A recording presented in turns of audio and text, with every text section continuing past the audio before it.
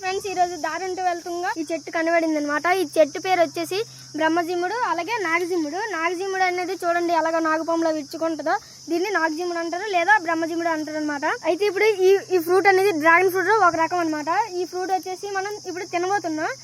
ఈ ఫ్రూట్ ఇప్పుడు మనం తెంపుతున్నాం అనమాట. చూడండి, డైరెక్ట్ తెంపకూడదు, ఇక్కడ ఈ ముళ్ళులన్నీ ఉంటాయి కాబట్టి ఇది ఎలా తినకూడదు. చూడండి, దీని చుట్టూ ముళ్ళులు ఉంటాయి అనమాట.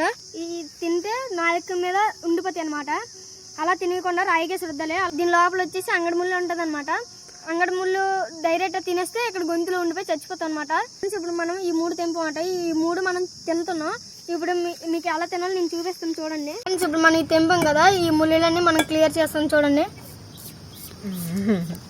ఇప్పుడు ఈ ముళ్ళు చూడండి, చుట్టూ క్లియర్ అయిపోయింది కదా. ఇప్పుడు దీన్ని మనం మొక్కలు చేసి తింటాం అనమాట. చూడండి,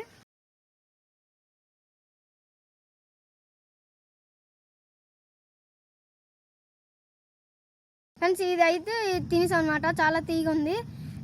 ఇది ఇంకో రకం కూడా యూజ్ అవుతుంది అనమాట. లేడీస్కి పారాని కింద యూజ్ అవుతుంది అనమాట. చూడండి, నా వేణి చూడండి ఎలాగైందో తిన్నాను కాబట్టి. ఇది మీరు తినుంటే కామెంట్ చేయండి.